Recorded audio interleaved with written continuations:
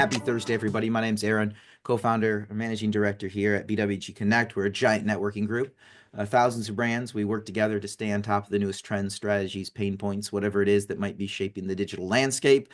I spend the majority of my time talking to brands and trying to, flesh out what are those pain points, what are the coolest topics, what are the things you really, really want to learn about. And when the same topics come up over and over again, we host an event like this. We're going to do a couple hundred webinars this year. We have a podcast. Check it out, Digital Deep Dive. And the other thing we do is a lot of in-person events. Or if you're at any of these big, the trade show or in a tier one city across the US, let us know. We'll just put you on the invite list.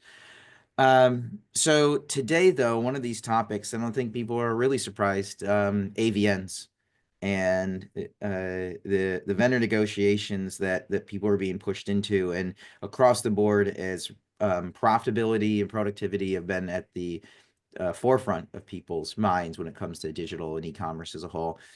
We've got some great friends, partners, supporters, the network, come highly recommended from a bunch of brands in it over at Channel Key. And they're here to kind of just kind of walk us through, but also field as many questions as we can throw at them. So as we go, drop questions in the chat or drop them in the Q&A, and we'll get them answered real time. But Dan, I'll kick it over to you first. If you want to do a brief intro in yourself and Channel Key, and then kick it over to Wendi, and then we'll kind of jump into the conversation. Sound good? Sounds good. Aaron, thank you. Appreciate our BWG partnership as always. Aaron's a great friend and resource for us and has been for a while. So happy to be joining everybody on the call today. It's a great topic as referenced, and it's prime time for this topic, and we've got a lot of experience with it. So excited to dig in with everybody. Channel Key. I'm Dan. I'm the founder, executive chairman at Channel Key. And we are a full-service commerce agency focused on working with really mid-market enterprise-level brands on the Amazon platform. And those channels will be expanding as well. We've been doing this for a long time, either as sellers or as a service provider. So we've got a lot of experience. There's about 75 of us on the team.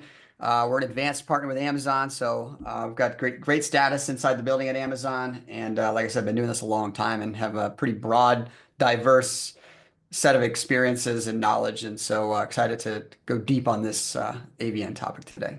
So thanks for joining. Yeah. Wendy, you want to jump in quick, and then I'll remind people how to submit questions. We've already got one in, so. Perfect. Oh, that's great. And it's actually something we had talked about before, and it's a good question. So I am Wendi Mathis. I have been working with Amazon in some capacity since 2006. So I came from the merchant side and then started working with Amazon, had an agency, got acquired by Channel Key a little over a year ago. This is one of my most favorite topics because I have sat on all the sides of business, whether it's been working with Amazon or other retailers and negotiating terms and how we work together to make sure that both sides are profitable, and how to be proactive is kind of the key to success, I believe, with AVN. So I'm excited to see if we can help anyway. Awesome. So a quick reminder as we go, if you have questions, drop them in the chat or drop them in the Q&A, and we'll get those answered as real time. There is one that came in, but there's a couple other that came in ahead of time just when we were putting the invite out. And so, we will get to this one for sure, probably just in a few minutes here. So I want to start though at a base level for people who are new into the AVN process. Like, what are those like key components of Amazon's vendor negotiation process as a whole? And then like are there any keys like how people should prepare for, the upcoming meeting, or maybe they don't get a meeting, maybe they just got an email. Would love to tackle a few of those. And then this question here that came in, so everybody knows, is around negotiating with Amazon on any of the tariffs that are being implied and or put in place. All right. So do you want to start with just kind of like where we start with AVN in total? Yeah, let's start there first, and then we can go deeper as more questions come in. I mean, so just very generic. I think that the one thing that when we're talking to Amazon, and it depends on the GL, the department that you're working with, Amazon has interchangeable words, which is common no matter which topic we're talking about, whether it's AVN or brand registry, right? So we have it's common, but the baseline is MDF base co-op. And then you have damages, which also includes returns, and then freight. Those are the three main ones. And then obviously you have some dating terms. You guys probably already know that. I mean, that's pretty basic, but that's when we talk about AVM, kind of start there. And then there's other components. You can have guaranteed margin request or price audits, and you can have AVS as part of that, or CMS. So there's some other components, but the main ones really are freight, damage, MDF / co-op, and then, and then how much money your money's worth. So, and dating. Yeah, is it So then, are they looking for a dollar figure? Like at the end of the day, what is Amazon going for? Right? Are they, a lot of times people are saying, hey, they have a target they have to hit. Is that target by GL? Is that target by vendor manager? Because one of those things that comes up a lot is this idea of, should I just wait? Like, is there a chance if I wait that everybody else can help fill in that number goal? Is that, I'd love to hear your thoughts on that as well. okay, so typically Amazon had the pendulum swings, right? I mean, when Dan first started, like Amazon didn't even talk about margin. Like margin wasn't even a conversation that they had. They didn't care. They didn't really care about margin. They cared about just assortment, right? They cared about a selection. And so this has really shifted over the last, I don't know, probably 6, 7 years, I would say, that Amazon even started having conversations around margin. So every year, every GL kind of has their own, like, what's their thing? I mean, it's key to negotiations, right? Like, what do they need? What's important to them? And that changes. So sometimes it is, sometimes looking at, for them, it could be 1 year it's freight, like, oh, we really got to get our freight. Or 1 year it could be cube reduction, like, so the size of their packaging, because that's a piece of the margin we can't see, and that's not AVN. So they may come to the table and ask for other things that are outside terms. So it really is asking them, not at AVN. This is when I talk about being proactive. It's like during those calls and those conversations you have with them throughout the year, really understanding what's their driver, like what's important to them. And then that way you can come really prepared for it. It is category. So, you asked if it was, overall vendor manager. Certainly the vendor manager has some targets, but it's definitely category. So how are we ranking? How is your brands, your client ranking within the category is incredibly important. Waiting. I'm thinking of all the questions you asked. Sometimes it can go away, right? So if you are sitting there and it's not something that's urgent for you, or you don't have any of your own asks, like sometimes it's okay to wait, but I would always be prepared. Like you don't necessarily have to surface that conversation. I'm pretty proactive. I like to kind of go after it. I might even make the statement. We just had a conversation. I was just thinking through this with a client, and is on having this call with Amazon. And I was like, well, we're not going to have an AVN discussion, obviously, this year, because our net PPM is great. And just kind of like, I'm acknowledging that we haven't had a discussion. I'm also going to tell you right now, don't waste your breath on me. We're not going to have a conversation. And so then they kind of know if they're going to really push me on something, there's going to be a battle. If my net PPM, if I have a client that has like their margin, I know is low, I know it's a struggle, I know they're having issues, I'm going to come be proactive, because I know Amazon's going to come and ask for money. And I want to go tell them how we're going to avoid increasing something that's going to be. So example, if my net PPM is low and I know that it is due to freight, I'm going to say, hey, you know what? We're opening up a 3PL in the middle of the country, or we are reducing our packaging, something that correlates that is going to reduce the amount of freight, the cost of freight for Amazon. And I'm going to tell them it's going to cost me some money to go do this. So like, give me another year before you ask for an increase. So that's just an example. Damages, like, hey, we are revamping our whole size structure. And so I think we're going to put it all on site. And I think we're going to reduce our returns. So like, let's hold off on doing any kind of increase there. So I'll be very proactive if I know there's going to be an ask. No, I love it. So there is a bunch of questions that are coming in. I'm going to stay on net PPM first. I see Michael had a comment on there. Net PPM is their KPI. The question that leads into this, how does Amazon's focus on net PPM influence their negotiation stance, and what should vendors understand about this metric? So you kind of just answered that. I want to make sure we tackle that. And then this is the next one. What level of net PPM? Thanks, Michael. Do they expect? Let's just stay on that one for a while and then we'll keep rolling. The next one I want to tackle is the just because it came in there is around the tariffs. But then how do we get out of a guaranteed margin program? What is a guaranteed margin program? How do you determine if an increase request is category wide or specific? And then what if you don't have a VM? So I'm reading those out so everybody knows these are a bunch of questions that coming in. Keep dropping in. We'll get as many as we can. So let's talk first. You know, what do people need to know about the net PPM program? And then the other question that came in here is what level of net PPM do they expect? So net PPM is definitely a KPI. So yes, to the person who came in the chat, like absolutely, that's an important one too. It's not necessarily the only thing that's important to them because it really depends on where they're sitting and how the rest of their category is performing and who you are. But it's certainly in the top three, if not the top one, with every vendor manager at this point. The one thing to note about the net PPM, that's the number that we can see, right? That's the number we can see, we can kind of calculate, we can back into. But Amazon is also looking at, their full contribution. So what they can see and don't necessarily share is if you have maybe you have oversized product or something that's really hard from a handling standpoint, it's hazmat. We can't see how that margin impacts that. This is something to be aware of if you're dealing with anything that could have higher cost than average on a handling. So if it's a bigger item or hazmat, those are usually the two biggest ones. So just something to kind of take into consideration. And then as far as like what level, it's funny, we have you guys, if you are on LinkedIn, like Martin and I will always say that, nothing should be over 50%, but really like, that's true. I don't disagree. I rarely disagree with Martin, but my point in that is that 45 could be really high. 45 is kind of high for electronics, right? But 45 is kind of low for an accessory. So it really depends. So the way that I handle having conversations with Amazon and always have is my category average is X. So if I'm selling bikes, my category average is probably closer to 35. If I'm selling apparel, it's probably closer to 42.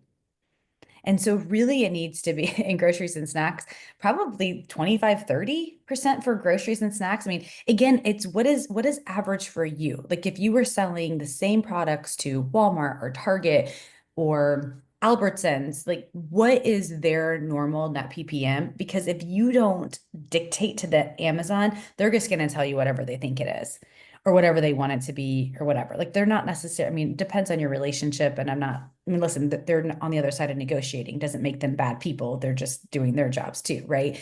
But they're probably not going to tell you what their actual margins are or where they need to be. So I like to go and say, hey, when we're doing a joint business plan, hey, our average margin for customers like you, Amazon, are around 35%. So that, like if you are sitting at 38, we think that's fantastic. Like great job. We're crushing it. So I do think it's important to have those conversations. You can ask your vendor manager how you're tracking within the category. They may say you're high or low, and then you have an idea. But I would say 45 is high for a lot of categories and probably the highest it should be for most. So that has me thinking then that Amazon, that's just their starting point. That's the easy swing, right? What is the starting point and everything? I need more net PPM. That's what I'm focused on. Whether or not they're there or not, it seems that's what I hear out of that rather than, and maybe it's probably based on the maturity of the vendor manager, if you're even talking to one, right, where they're just coming in and the first starting point is, I just need more. Like, and I love what you're saying. And generally they'll come in and say like where they need it, right? When we get into AVN, they'll come in and they usually put together, and again, we haven't talked about what happens when you don't have a vendor manager. So we're really talking about when you have a vendor manager. And if you don't, I guess the email comes through as well. And they'll say, here's where you are, here's where you're heading, or here's what we want you to do. And then the negotiations there. So you can generally see, like if they're hitting you at that MDF co-op, it's probably because your costs are in their mind are too high. If they come and ask for damages or freight, generally speaking, it's because they are seeing an increase there. What we have seen, especially coming out of, and I mean, we're 5 years after, 5 years out of the pandemic here, but is that when they just start talking about, well, you're X amount of basis points down. And it's like, that, great, but we're still way higher than category. And so then they will try to push you. And I think that's when you just have to be willing to say no. You're willing to say, like, that's great. I'm sorry that, I mean, it's great. I'm glad you guys realized that 50% net PPM, but our average is 47. And so now you're at 48. You're still crushing. But they will come and just say, hey, you're down, and they're just trending down. And the problem is that I think less and less now. I think the problem is that for years and years and years and years, no one knew they could say no to Amazon. Yeah, Wendy, They're like, like, is there like have you ever seen them go nuclear? Like you say no, we're not adjusting, we're not doing anything. What happens? it's very long conversations and they last for months. I mean, we negotiated something a couple of years ago, and it was millions of dollars. And Amazon said you have to write. They basically wanted us to write a check for margin to make their margin whole, and like they wanted like millions of dollars to just to make them whole on their net PPM, and we said no. And after 6 months, 6 months of just pure distraction, we didn't write the check, and our AVN didn't change. It was like basically they just I think we both just got into deal fatigue. Somebody rotated out. It's messy, but the reality of it is depending on who you are, depending on your brand, depending on how you're tracking, if everything is great and you're a great partner, Amazon wants you for the most part, right? I mean, I can't see all the brands that are on here, but for the most part, Amazon wants your selection. And if it's not profitable for you, then like it's not worth it. Yeah. Ultimately, Uh, pull those ASINs off. I mean, definitely look at it from an ASIN level. so Totally. what if you don't have a vendor manager? Who are you having these conversations with? India, somebody in India. Honestly, like it's all scripted out. So we've definitely done it. I mean, Dan, I don't know if you want to chime in here. I mean, you've had it too, but I'm happy to keep going. But You keep going, Wendy. You're the okay. expert. Yeah, Um, I just yeah, I feel so like Wendy, I just keep peppering you. Like, That's no, good. it's jump fine. in. You've got more As experience in long this as they're topic than coming in, me. I'm just going to keep peppering. That's what we're going Oh, to do. boy. Yeah. So okay, I have a couple feelings about this. So it really depends on what you're trying to negotiate. So if you do not have a vendor manager and they're asking for outrageous things, stop shipping them. I mean, you're going to have to you're literally negotiating via email. You're not negotiating with somebody who is a business decision person, and it is going to suck because at some point, and I mean, sorry, it's probably offensive, but it's not a great situation. And listen, I've done this with vendor managers before. Okay, what ASINs are the issue? And so you can ask this when you come back and forth. And if there's somebody who has like a specific one, like reach out to me on LinkedIn or whatever, and we can walk through it because every GL has a different way of attacking ABN when they don't have vendor managers. Because you could also be doing it through VSP or an accelerated program. There's various ways. If it is just purely the email that comes through and they ask for an increase in one of those components within ABN, then you're going to have to decide if that makes sense to you. And it goes back to, is this going to be profitable for me? And if the answer is no, then no. And we have definitely negotiated just via email. We've had brands that didn't have vendor managers before. And then I would recommend is saying, what ASINs are pulling this down? Like, why do you need for my damage allowance to go up 2 points? Because then it's like, okay, how about if we just don't do those? Or if it's something that's important to the brand, then, as a brand, can you adjust that cost? And so really getting granular on it. Like it's not generally, it's a couple of ASINs that are driving it down, and you make a decision if you can adjust cost or if you just want to stop putting that into the assortment. Awesome. I think I do. There's a bunch more that I think a lot of people deal with, but there's this newest one that I want to make sure, and Rosetta sent it in right at the beginning. Curious on negotiation with Amazon on new 10% tariffs out of China. Is Amazon going to come to the table to cover some of this new expense? So tariffs are, I mean, this is good. So obviously we went through this. I mean, if you had a brand that went through it, a few years ago, like in 2020, then you kind of know. There's a couple ways of handling it. We have had a lot of success in splitting the tariff, splitting the cost. And Amazon has been, in my experience with the vendor managers that we've worked with, and somebody put something about big brands, in my experience, Amazon is ready and prepared no matter what size of the brand for this to split the tariff. I haven't had any pushback. Now, what we have had happen, and this is just something to think about, is that there are ways to leverage this, right? So Amazon will come in, and this is what happened, which is also how they got into a major overstock issue. So just think through this, is they want to purchase pre-tariff product. And so they're basically like, give me all your inventory that you have sitting in your warehouse today that doesn't have a tariff. So they'll start trying to negotiate from there first. And then they have, like duty-free zones like that they can do. So there's some other ways around it, but the question is can you split it? Yes. If you do direct imports, Amazon has a program that I think Target has one too. Their Amazon's is a little bit different flavor than there's a little bit of nuance to it. Dan, were you gonna say something? Okay, I just want to make sure, I wanted to let you jump in there. They have a program called MDDP. And so if you do direct imports with Amazon, what they'll do is say, okay, versus us taking it, they'll take it before tariff, they'll take it after the tariff has been hit, because then the tariff gets hit on the cost of goods versus on like the invoice of goods, if that makes sense.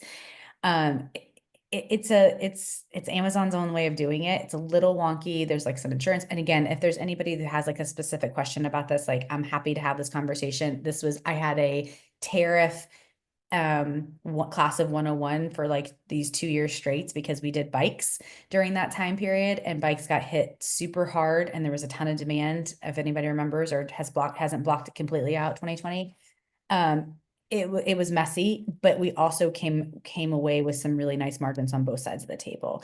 So definitely they're negotiating. They know it's coming. There's probably some ways to leverage existing stock with them, and then being able to do that. If you do direct imports, that the MDDP, if you can get creative with that, and you have a good logistics team, that's a really great way to manage that as well. It says, so David, I want to get to yours around VIR agreements, direct import agreements. And then Greg, I want to get to yours about the guaranteed margin agreement next. But let's start with, what success have you had around using VIR agreements, DI agreements, and promotional spending as part of AVN negotiations? Are you able to use those and go on, hey, I'm flipping over direct import, let's talk about net BPM or whatever else it might be? Okay, so I want to make sure, can you just get a clarifying question when they're talking about VR? Are you talking about the rebates? I want to make sure, because that's like, Yeah, it's we'll an have David just interchangeable word. respond to that. Volume incentive rebates. Okay. So that's what I was talking. So first of all, I personally like volume incentive rebates. It's generally doesn't hurt too much. It's a little bit of a bulk discount. So you want to be super careful about it. But for the most part, I don't hate it, because it incentivizes again, I just say this with some nuance, right? Because I would read the fine print. I'd ask a ton of questions from my vendor manager before I agree to it. Amazon is, notorious for adding in some pork into their agreement, so be super careful. But for the most part, like a volume incentive is like, good, grow my brand, like buy more. As long as they're not asking for some insane discount, that it doesn't stop their replan, that it's still in line with you as a company. Depending on how you're pricing, if map is important to you or whatever, like there's some nuances there. But for the most part, like volume, those are nice programs. I've not gotten hurt by those. Direct imports. So direct imports goes back to like really understanding your own cost. So Amazon's going to ask you for a discount. I would recommend, my personal recommendation is that you do that so they create a new vendor code for it. So sorry, not trying to mansplain here, just in case you don't know how this happens. I'm just going to say it. So you have a new vendor code for it. So it's completely separate pricing, and it's done at the factory level. So if you have 4 factories, you have a vendor code for each factory, just as a side note. And then I would recommend doing net. So you don't want any of your AVN to hit that, right? So you have a net number. So Amazon's going to say, if my cost right now is $100 and I have 20% for my regular AVN, that's $80. I want to make sure that you've got to give me an incentive under $80. And y'all, that's about as creative I can get with math in my head. So that's where we're gonna go. Love So it. then that's all I got. So then you have to give them an incentive to do that. Because now what you have is you have this $80 price, and then you have, say it's $70. You need to make sure that they are incentivized, if this is what you want, to go buy it by whatever they're going to buy, probably 4 to 6 weeks of coverage at once, maybe 6 to 8 weeks of coverage, again, depending on your item and demand and all of that margin and the cost, to go be incentivized to go buy more than the 2 to 3 weeks they're going to buy on replan, right? Like if it's not deep enough, they're going to go buy 2 to 3. But it also has to be price, it has to make sense for you. Like, so how much does it cost you? Like, how much do you save as a brand when they do direct import? Right? Because now it's bypassing your warehouse. There's no labor, there's no dunnage, like all those things. And if you go too big, you just lost a bunch of money. And if you go too small, they're not going to buy it from you anyway. Right. So just really making sure you really understand your own costs. And I think a lot of times brands really don't know that. No, I love it. We just have so many questions. This is great. I want to talk next about Greg drops in here, best way to discuss getting out of a guaranteed margin agreement. And then we have a couple questions in here around how often or have you ever seen a merchandising accrual get shifted out of the retail P&L and over to Amazon ads in an AVN? And so there's a couple of those around, and this comes up quite a bit. What role does my marketing spend have in AVN, or shifting money around here, there? Way back in the day, Okay. it seemed like maybe this is, I'm going back a decade. But anyways, let's go guaranteed margin first before we jump into. Just say no. Just say no. Do not say yes to guaranteed margins. But if you're already so there, if you're already there, then immediately right now today go and say, so you've signed the agreement, you're under contract, you're not going to get out of it. Like it depends on who your vendor manager is, and we can, again, this goes back to like there's always ways to renegotiate. But right now today, if you have a guaranteed margin and you don't have a good relationship with your, not like a good or bad, but if you feel like there's no way to, like, for the vendor manager to pull it back, you don't have that kind of like relationship or whatever, go in and put in that you do not want to have that renewed. Do it today so you won't forget about it. Doesn't matter when you tell them and you don't want to renew it, but go do it now. You cannot guarantee Amazon's margin because you are not allowed to tell them how to price their products. So there is no way that you can guarantee their margin. It's like a lie. And so I mean, Dan's laughing because we have talked about this for years. Like it is the thing that it's a very, very frustrating ask from Amazon, and they completely take advantage of brands. And this goes back to like, not like, this is like not a pitch for like, but it's like, this is why you have an agency, because you don't know what you don't know. And this is something that like Amazon has been asking for years and years and years, and brands are like, oh, what I have to, because like they want their margin. Like you can't control their margin. So Yeah. if you already are on it, go back and say, we're not, I don't want to have this renewed. The way that we have those conversations, if you're in the middle, Dan, were you gonna say something? Sorry. No, keep going. No, I was So just yeah, I mean, it is a very frustrating topic for me because I think a lot of brands get taken advantage of in these negotiations with that one specifically. Yeah, we Um, saw that, Wendy. I was just sorry.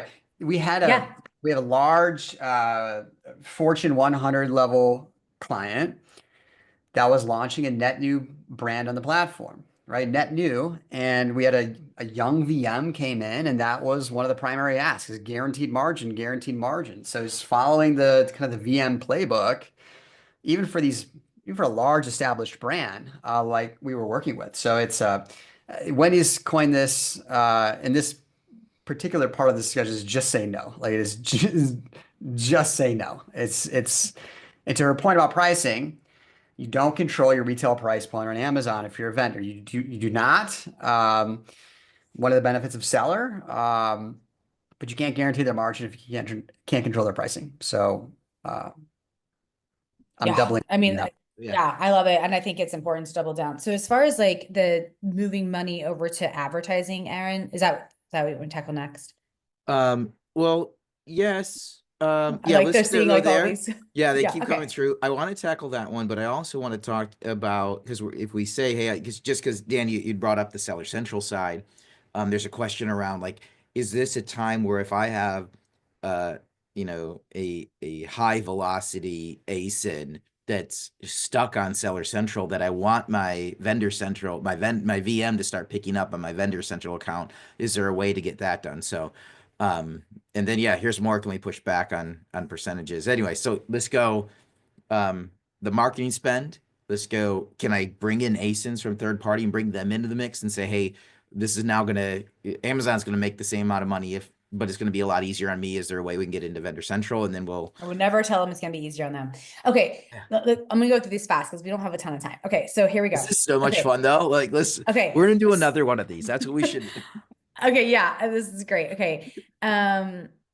Okay, so Amazon's net PPM, you do not get credit for advertising spend on your net PPM. So your vendor manager, if they are young and dumb, sorry, but this is how it goes, they don't get it. They don't get that because they're like, we don't see it. So the way that I use that piece of it, the way we'll talk about it is if they come in, I'll say, okay, listen, you guys are all in, you're at 10% between your freight, your damages, whatever. I'm going to negotiate. I'm so sorry, I'm an agent, but like, okay, as a brand, we're going to go spend you want 2% more in freight. I'm going to go spend 3% more in advertising.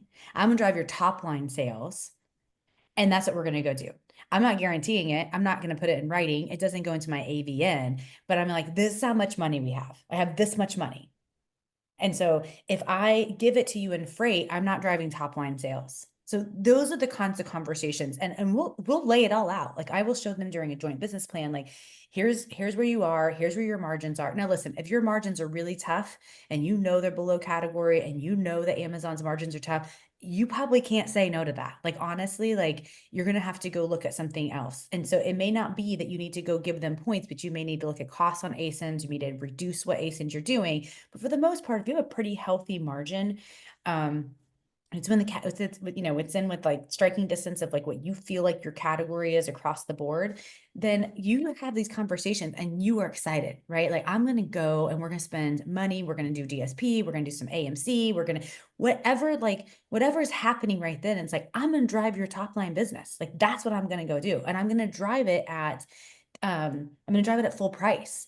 And or we're going to run some promotions, and I'm not going to guarantee you what promotions. I'm not going to commit to a dollar amount, but promotions are big bucket for them. And so if you have a brand that can be promotional, I mean, we work with brands that are really promotional, and we work with like brands that are like never promotional.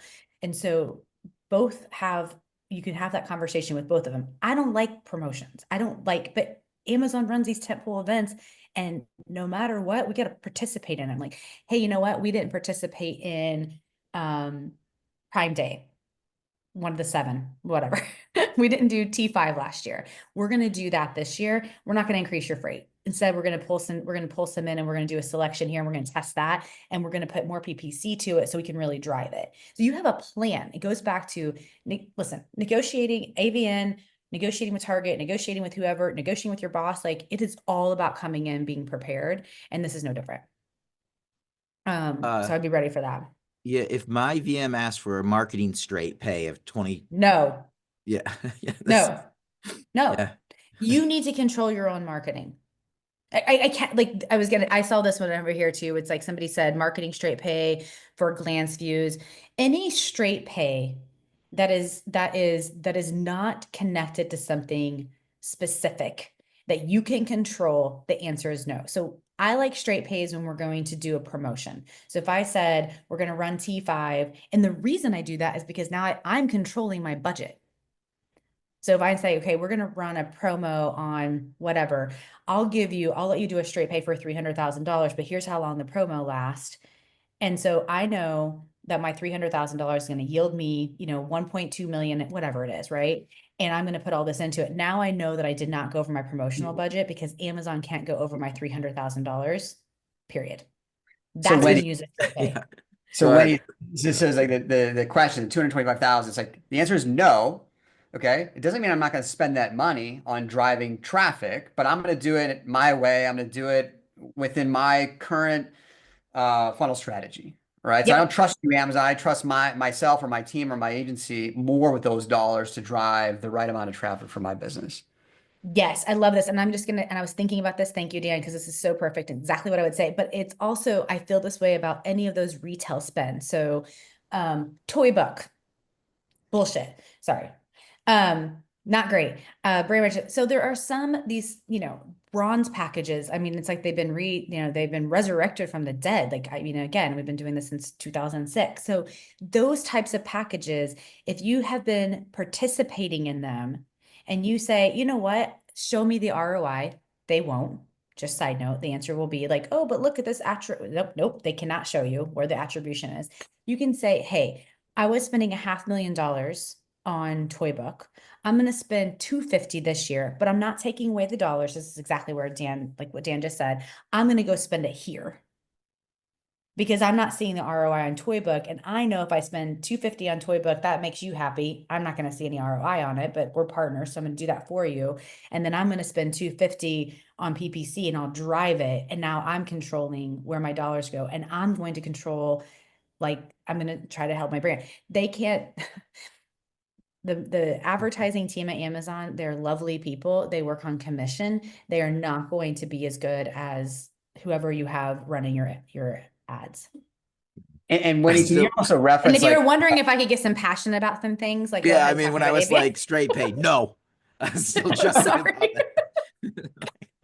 so Wendy, like, sorry, Aaron, No, jump in. This is great. this dynamic, right? Like we're talking about the retail side of Amazon and then the ad side, right? So there's some bleed, like crossover bleed, but they don't necessarily always talk to each other, right? And so can you speak to that dynamic a bit? It's like, yes, we'll give you the funds, you guys can run it for us, or no, we're not going to give you the funds, we're going to run it ourselves, right? The ads people aren't always involved in those conversations. Yeah. They're not, and often not. And so it's very, again, it depends on your vendor manager because there are some really great vendor managers that they love it and they'll track how much you're spending. There's other vendor managers who have no idea how much you're spending and they don't care. And they really just don't understand like that kind of like the whole flywheel. And so it is really why, and because tomorrow you'll have a new VM that really cares, or tomorrow you have a VM that doesn't care. And so we do leverage like our relationships with our EAs, like, on the advertising side, because they're great and they actually provide a lot of really, really amazing data. Yeah, they work on commission. So, whatever, watch how you talk to them and watch what you do with them. But they also will actually provide a lot more data and have access to a lot more data than your vendor managers. I wouldn't give money to a vendor manager so an EA that you've never met or really talked to can go do that. I think that's what Dan was getting at. So Yes. Yes. The access to the ads data is important. Super important. Okay, Aaron, I'm reading through this, but go ahead if you have Can something you you want me push to answer. back on the current percentages in freight and returns? Freight costs are down and actual returns are half the current contracted rate.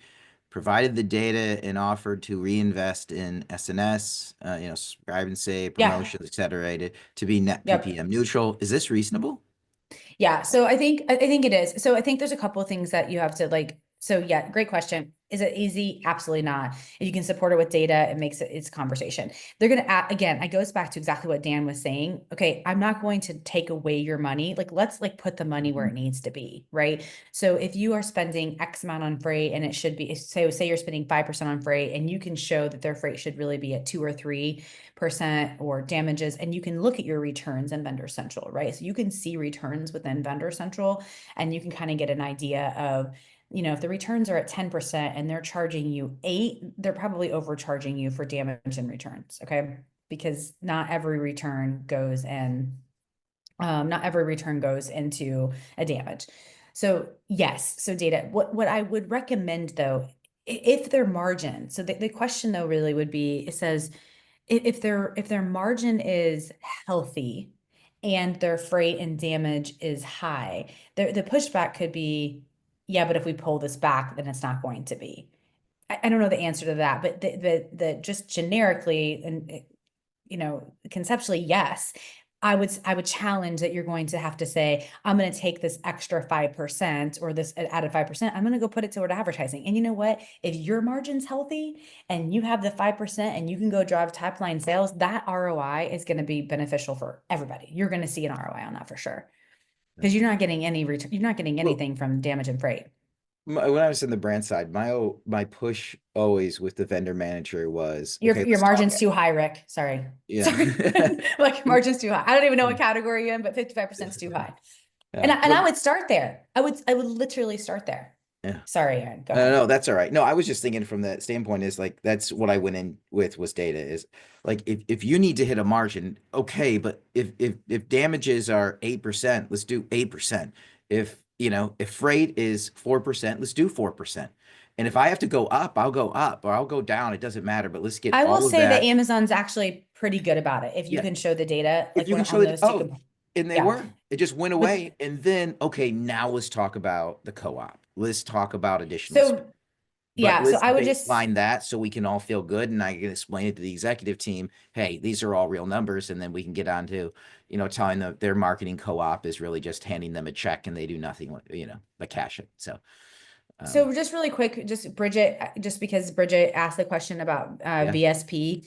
VSP is a great program. Like honestly, you can leverage the hell out of the VSP program. You have a contact there, you can negotiate with them. It's actually not, I mean, listen, back in the day, I would have like I would if I heard myself speaking right now, I'd like be like, you're a liar, you hate it. I hated VSP. It was a terrible program to begin with. We actually have it with a couple of clients and you can leverage the hell out of them in a really good way. Like they want to grow businesses because they want to rotate and they want to get promoted. And so you can really work with them and have like some good strategy around it. So don't be discouraged by this conversation of like working directly with an actual vendor manager. VSP, they're pretty hungry and sometimes they're more responsive than a vendor manager. So don't be too discouraged. And again, like ping me on LinkedIn and I'll answer questions about that.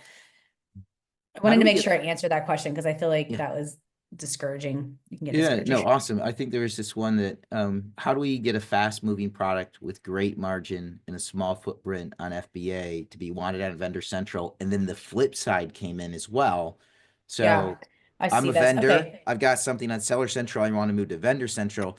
Then on the other side, I've got something on Vendor Central that's more profitable for me and Amazon on Seller Central. How do I move that over there? Is this a time to discuss that, or is this something outside of AVNs? Okay. No, this is great. So if you have a vendor relationship and you're in the middle of AVN and you have products that you want to move from Seller Central to Vendor Central, Amazon's going to be like, thank you. I would like to have more selection, especially if it's good. So the way that you want to do that is say like, hey, like whatever your discussion is within AVN, it is one of it's a tool, right? It's another lever and you're like, hey, I'll give you more selection. It's already here. Look at these ASINs, look at the revenue we're generating. Here's the cost I'll give you on it and go from there. So like that's like a quote unquote easier way to go.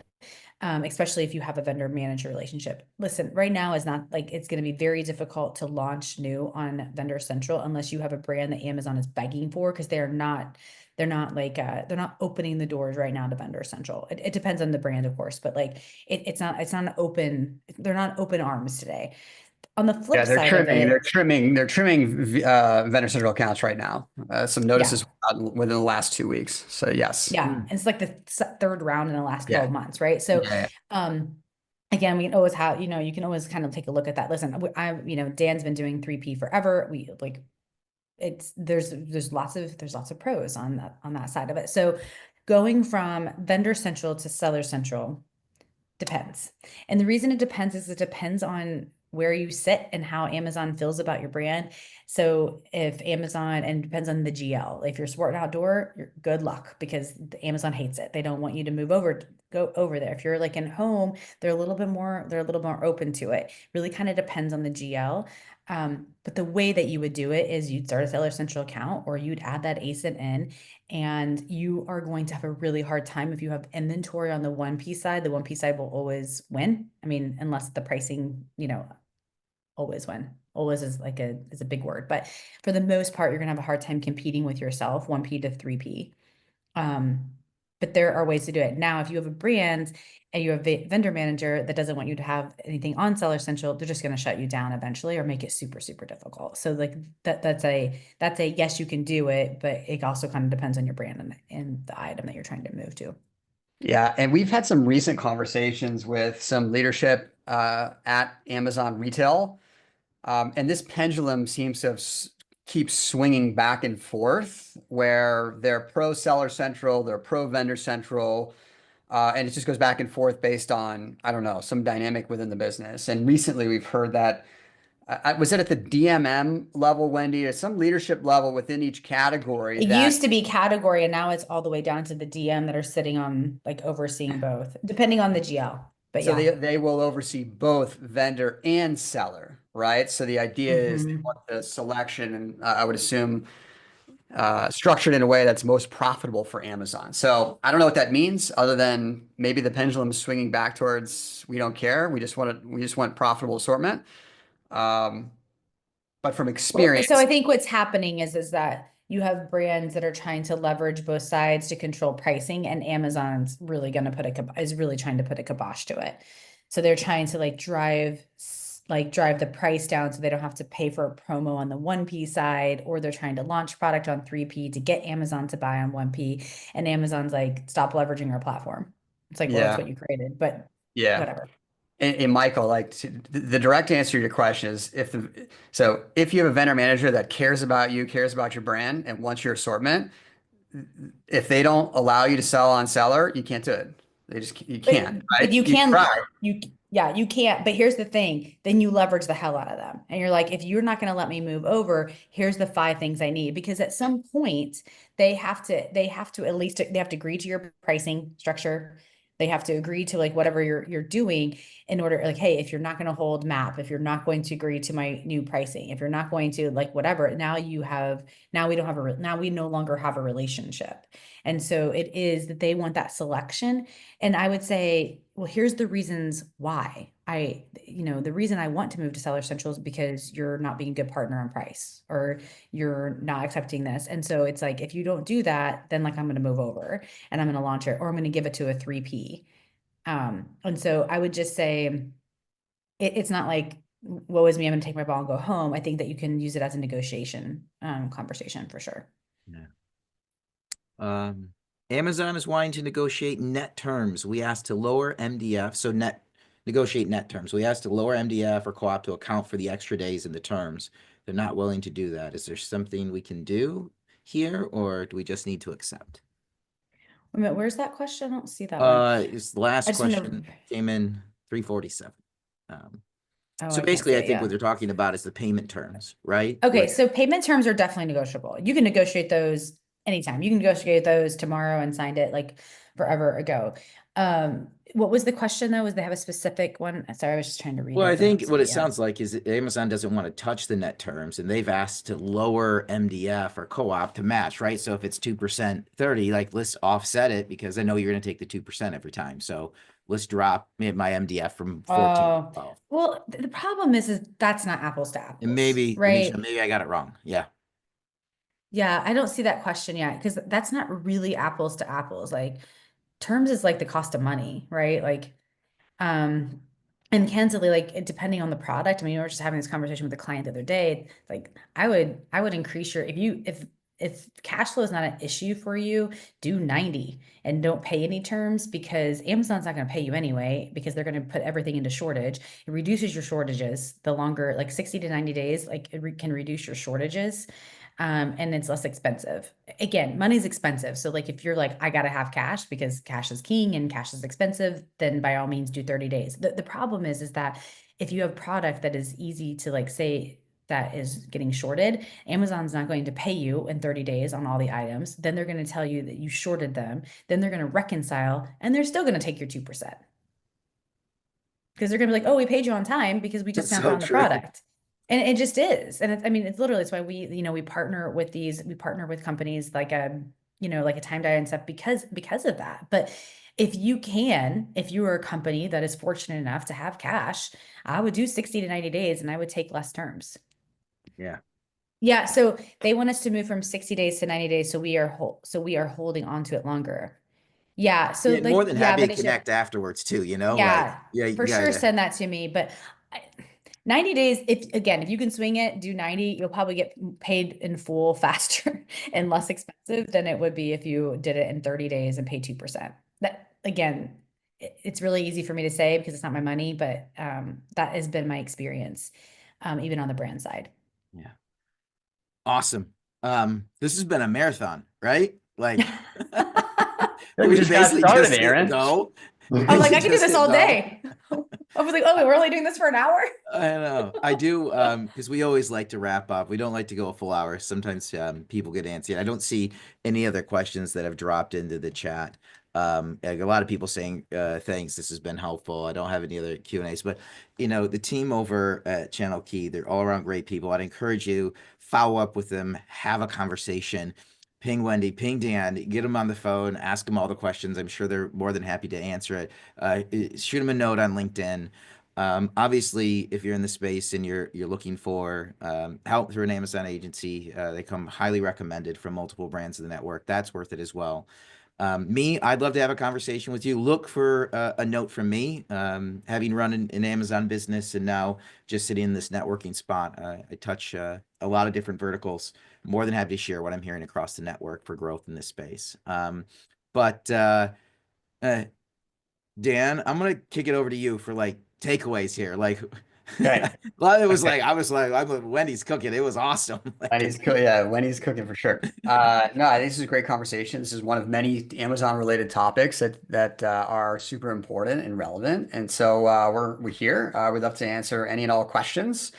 I'm not sure the total follow-up, Aaron, but send us emails, hit us up on our website, subscribe to our blog. We're super active on LinkedIn as well. So we're here to help and be a resource. So we're pretty easy to find too. So don't hesitate to reach out.